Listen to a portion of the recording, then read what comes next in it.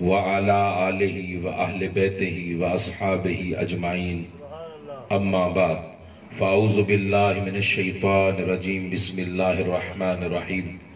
قال الله تبارك وتعالى في القرآن المجيد والفرقان الحميد قل لن نمد هؤلاء وهؤلاء من عطاء ربك وما كان عطاء ربك محظورا صدق الله العظيم ان اللہ و ملائکتہ یصلون علی النبی یا ایہا الذین آمنوا صلوا علیہ وسلموا تسلیما۔ سارے احباب مل کے الصلاۃ والسلام علیک یا سیدی یا رسول اللہ، سارے آواز بلند آواز سے سارے الصلاۃ والسلام علیک یا سیدی یا جد الحسن والحسین وسلم علیک وعلی آلک واصحابک یا سیدی یا محبوب رب العالمین۔ اللہ تبارک و تعالی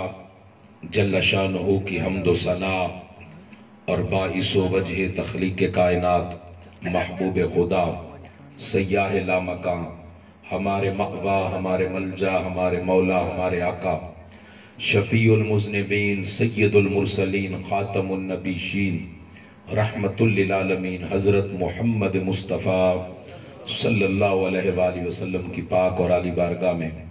نہایت ادب و احترام، عاجزی و انکساری، محبت و عشق کے ساتھ ہدیہ درود و سلام پیش کرنے کے بعد ابتداءً میں مبارکباد پیش کرتا ہوں محترم المکرم حاجی محمد اقبال تنویر صاحب اور محترم المکرم ملک محمد یوسف صاحب اور ملک محمد علی صاحب اور ان کے جمیع احباب جنہوں نے اس عظیم الشان محفل کا انعقاد کیا اور اس اپنی خوشی کی نسبت حضور اور حضور کی اہل بیت کے ذکر کے ساتھ منسوب کی اور برکتیں سمیٹی۔ اللہ تبارک و تعالی محمد کاشف اقبال صاحب، محمد رحمان یوسف صاحب جو شادی کے بندھن میں بندھنے جا رہے ہیں اور ہماری جو بھی بہنیں ہیں، اللہ تبارک و تعالی سیدہ کائنات بی بی سرکار سلام اللہ علیہ مولا کائنات کرم اللہ وجہ الکریم ان کی زندگی کی اللہ تبارک و تعالی اس گھرانے کو خیرات عطا فرمائے۔ اور مجھے جتنی بھی محفلیں ہوتی ہیں ہر محفل کا اپنا مقصد ہوتا ہے، لیکن مجھے ذاتی طور پہ سب سے زیادہ خوشی ہوتی ہے جب اس سوسائٹی اور اس معاشرے میں جس سماج میں ہم رہ رہے ہیں جہاں فحاشی اور عریانی کا دور دورہ ہے اور ہر طرف لوگ پرائورٹی دیتے ہیں اور پریفرنس دیتے ہیں دوسرے ماحول کو، آپ سمجھتے ہیں روزانہ ہم دیکھتے ہیں، تو یقین کریں کہ خوشی ہوتی ہے کہ اس موقع پہ جو اللہ اور اس کے رسول کو نہیں بھولتا۔ میں ایک بات آپ سے عرض کر دوں، ہمارے دین کا ایک مزاج ہے، دین کا ایک مزاج ہے۔ حضرت عبداللہ بن سلام اور آپ کے ساتھ کچھ لوگ انہوں نے اسلام قبول کیا۔ اب یہودی مذہب کے اندر یہودیت میں اونٹ کا گوشت حرام ہے، اونٹ کا گوشت اور بہت ساری چیزیں یہودیت میں اونٹ کا گوشت نہیں کھا سکتے تھے۔ اب میں آپ سے سوال کرتا ہوں کہ آپ میں سے کون کون ہیں جنہوں نے اونٹ کا گوشت کھایا ہوا ہے زندگی میں؟ ہاتھ کھڑا کریں، بہت کم لوگ۔ اب آپ ہاتھ نیچے کریں، آپ میں سے کون کون ہیں جنہوں نے اونٹ کا گوشت نہیں کھایا؟ اب دیکھیں رمضان صاحب پیچھے، آپ میں سے اکثر لوگ وہ ہیں جنہوں نے اونٹ کا گوشت نہیں کھایا، لیکن اگر نہیں کھایا تو آپ کو کوئی اس کا گناہ نہیں ہے، گناہ نہیں ہے۔ اگر آپ سارے، چند لوگوں نے ہاتھ کھڑا کیا، آپ سارے نہ کھاتے پوری زندگی آپ کوئی گوشت بھی نہ کھائیں، صرف آپ ویجیٹیرین بن جائیں، پھر بھی آپ کے لیے کوئی گناہ نہیں ہے۔ اب حضرت عبداللہ بن سلام اور کچھ اور احباب حضور پہ ایمان لائے، تو یہ چونکہ یہودیت کے بھی بڑے عالم تھے حضرت عبداللہ بن سلام، تو انہوں نے اپنے وہ جو ساتھی تھے ان کے ساتھ مشورہ کیا، چونکہ ایک عادت چلی آ رہی تھی، ایک طبیعت کے اندر، چونکہ جس طرح حرام چیز سے تھوڑی سی طبیعت انسان کی نفرت کرتی ہے، اب مائل نہیں ہوتی اس طرف، ان کی بھی طبیعت مائل نہ ہوئی، کیونکہ پہلے کی عادت چلی آ رہی تھی کہ یہودی مذہب میں اونٹ کا گوشت حرام تھا۔ تو یہ آپس میں بیٹھے چند صحابہ، انہوں نے آپس میں صلاح مشورہ کیا کہ ہم اونٹ کا گوشت نہیں کھائیں گے، اونٹ کا گوشت نہیں کھائیں گے۔ اب اللہ تبارک و تعالیٰ کو یہ جو ان کی آپس کی ڈسکشن تھی یہ اللہ تبارک و تعالیٰ کو پسند نہ آئی۔ اللہ تبارک و تعالیٰ نے حضرت جبرائیل علیہ السلام کو بھیجا کہ محبوب سے کہہ دیں یہ جو آپ کے ہو کے یہ صلاح مشورے کر رہے ہیں، غیروں کی عادت کو اپنا رہے ہیں، ان سے کہہ دیں یا ایھا الذین آمنوا ادخلوا فی السلم کافہ، اے ایمان والو پورے کے پورے دین میں داخل ہو جاؤ، آدھے تیتر آدھے بٹیر رب کو نہیں چاہیے، آدھے تیتر آدھے بٹیر رب کو نہیں چاہے، بلکہ پورے کے پورے دین میں داخل ہو جاؤ۔ اب دیکھیں ایک اونٹ آپ میں سے کتنے لوگوں نے نہیں کھایا، کتنے مسلمان ہیں جنہوں نے پوری زندگی اونٹ نہیں کھایا ہوتا لیکن گناہگار نہیں ہے، صرف اونٹ یہودی مذہب کو دیکھ کے انہوں نے آپس میں یہ پلاننگ کی کہ ہم اونٹ کا گوشت نہیں کھائیں گے۔ اللہ تبارک و تعالیٰ کو یہ بھی پسند نہیں ہوا، پسند نہیں آیا، اور ہم جب شادی بیاہ یہ حضور کی سنت ہے، النکاح من سنتی فمن راغب عن سنتی فلیس منی، یہ پیغمبر خدا پیغمبر اسلام حضرت محمد مصطفیٰ صلی اللہ علیہ وآلہ وسلم آپ کی سنت مطہرہ۔ اب سنت ہوتی ہے عبادت، سنت کیا ہوتی ہے؟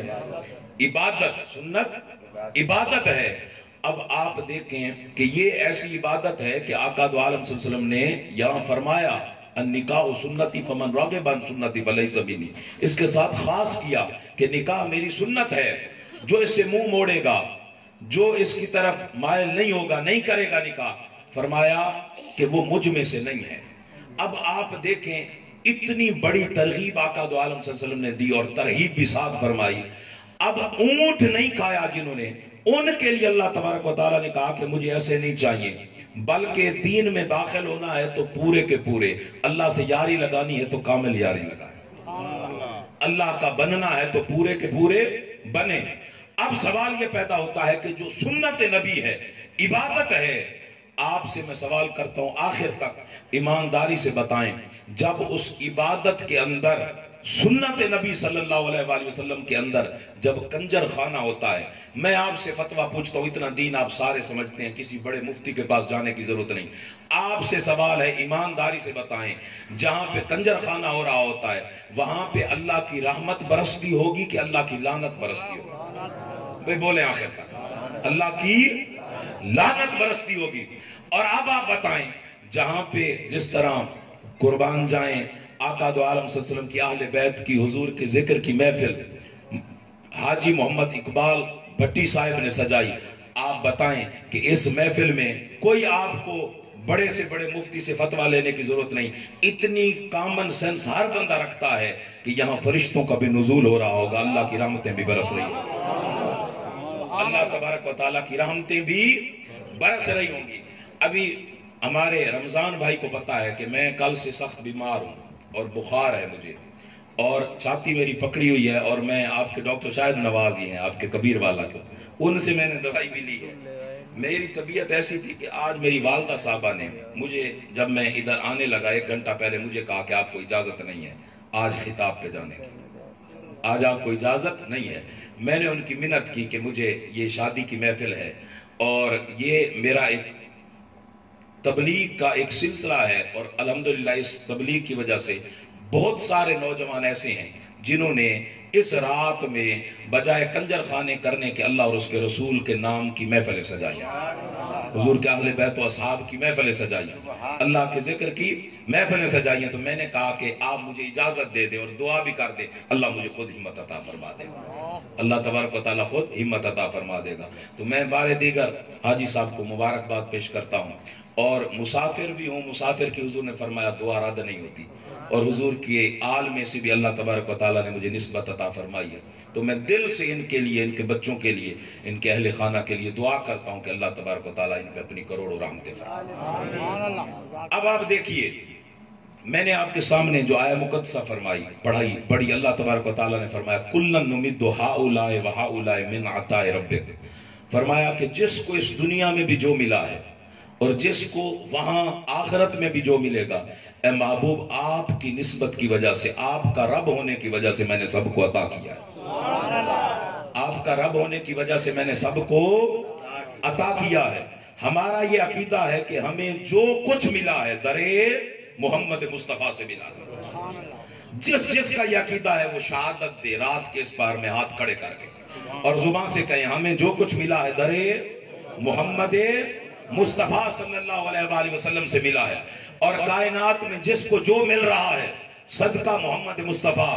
صلی اللہ علیہ وآلہ وسلم کا مل رہا ہے. اور حضور نے خود فرمایا انما انا قاسم واللہ یعطی، اللہ نے کون کی کنجیاں میرے ہاتھوں میں دے دی ہیں، اب کائنات میں بانٹتا میں ہوں. اب اللہ کی عزت کی قسم، آبشاروں کو نغمات، سبزہ زاروں کو رونق، باغوں کو بہار، پھولوں کو نگہت، شمس و قمر کو نور، تاروں کو چمک، ماں کو ممتا، باپ کو شفقت، صحراؤں کو وسعت، پہاڑوں کو بلندی، آسمانوں کو ہیبت، عالموں کو علم، ذاکرین کو ذکر، اولیاء کو ولایت، انبیاء کو نبوت، جس کو جو کچھ مل رہا ہے صدقہ محمد مصطفیٰ. اسی لیے فرمایا بخدا خدا کا یہی ہے در، بخدا خدا کا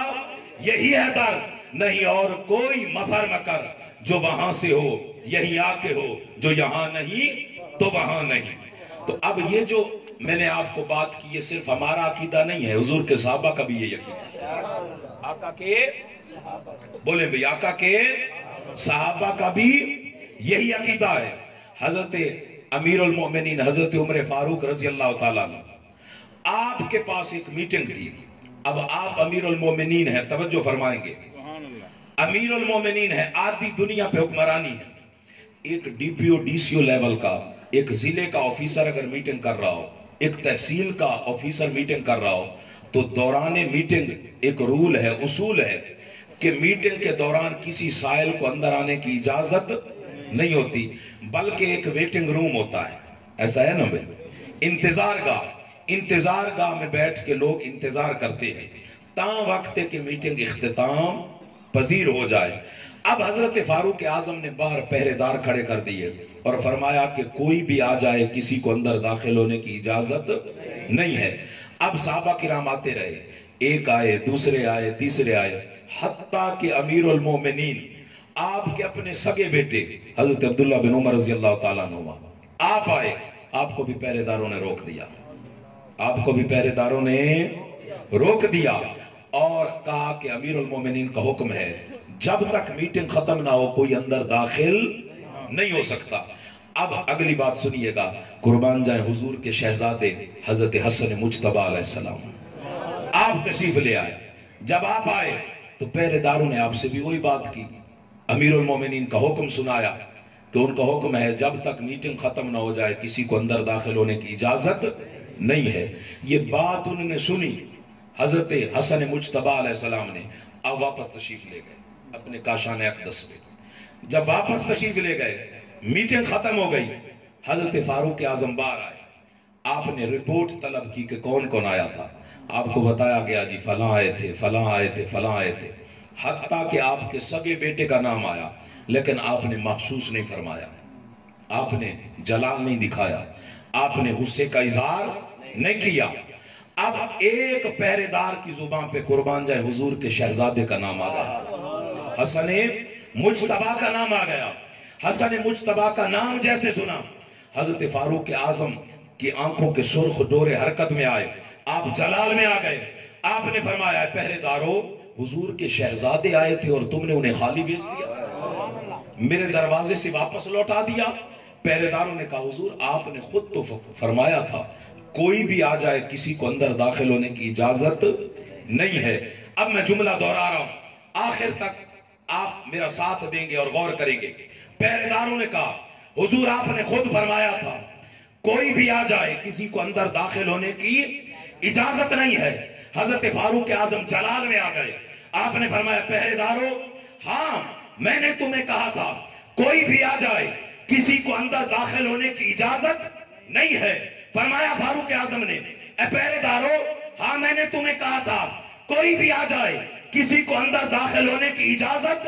نہیں ہے. ارے حسن مجتبیٰ کوئی تھوڑی ہے، حسن مجتبیٰ کوئی تھوڑی ہے، وہ کسی میں تھوڑا داخل ہوتے ہیں. یہ بات کر کے وقت کے امیر المومنین حضرت فاروق اعظم نے دوڑ لگا دی، حضرت حسن مجتبیٰ علیہ السلام کے دروازے پہ گئے، دستک دی. हुजूर के शहजादे हजरत हसन मुज्तबा बाहर तशरीफ लाए। वक्त के अमीर उल मोमिनीन, आधी दुनिया पे हुक्मरानी करने वाले हजरत फारूक आजम हाथ जोड़ के खड़े हो गए और अर्ज की, ए हसन मुज्तबा मुझे माफ कर देना, आप मेरे दरवाजे से खाली लौट आए, आप मेरे दरवाजे से खाली लौट आए हैं। हजरत हसन मुज्तबा ने फरमाया, चचा उमर मैं आपसे नाराज नहीं हूं,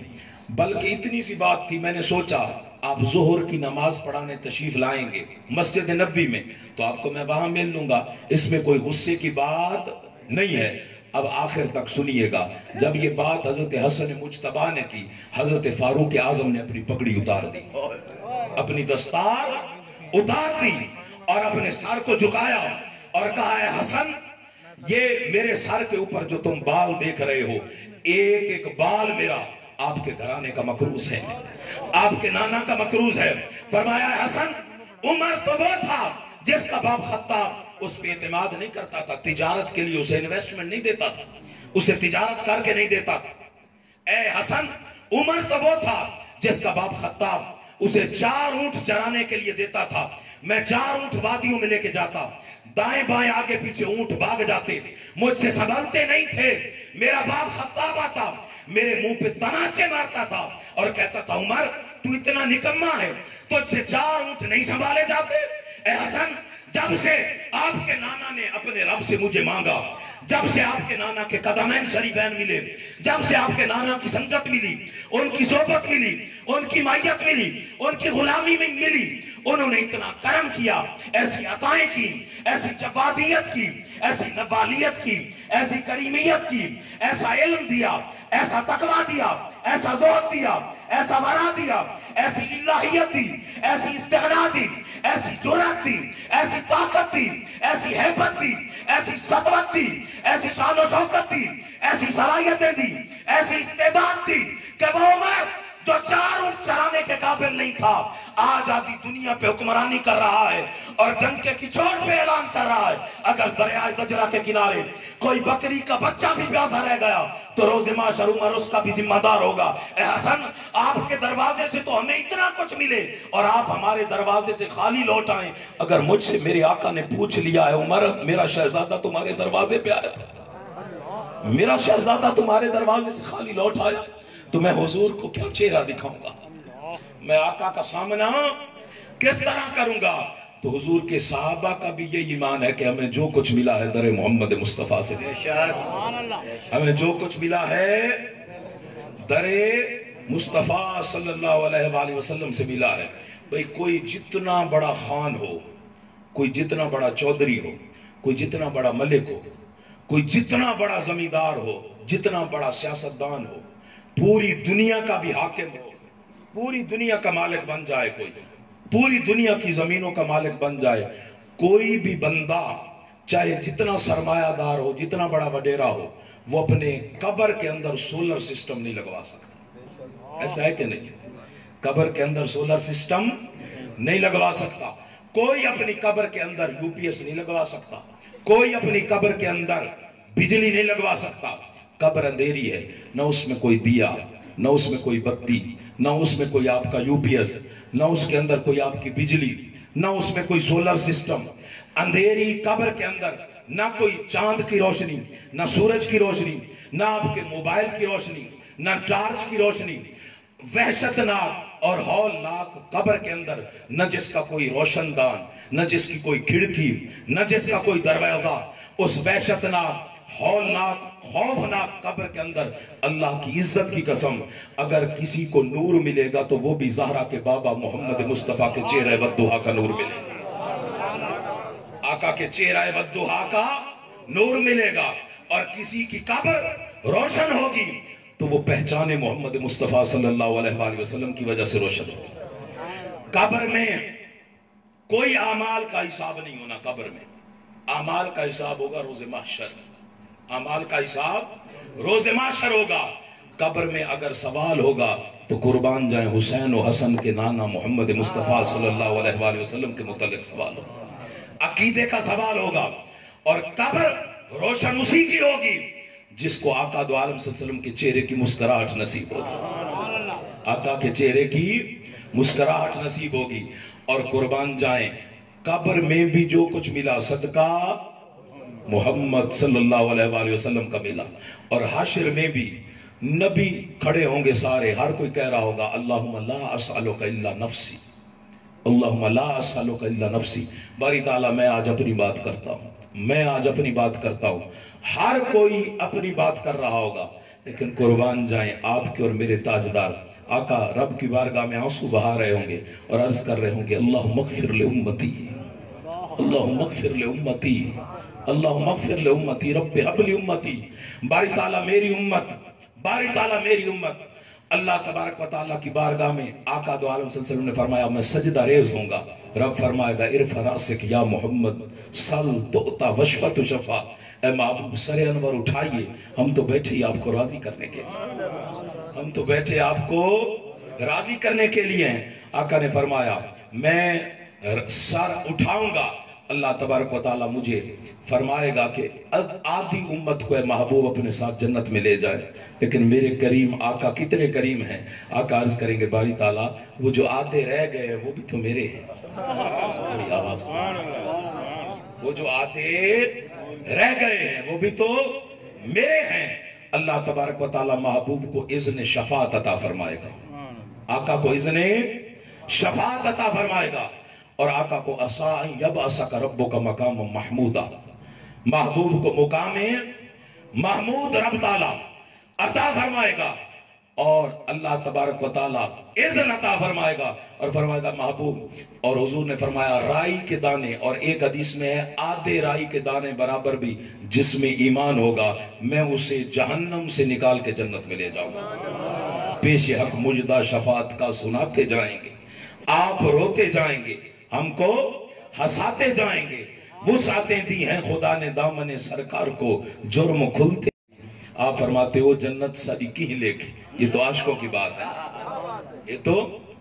بات ہے، فرمایا وہ جنت ساری کی لے کے جتے تو نام ہے، وہ جنت ساری کی لے کے جتے تو نظری نام ہے، وہ دوزخ سنو لکھ بہشتاں جتے تو آمیں تے جا، وہ دوزخ سانو لکھ بہشتاں جتے تو آمیں تے جامیں۔ قربان جائیں خواجہ غلام فرید آپ کے تخیلات کی معراج پہ، آپ کے تخیلات کی بلندی پہ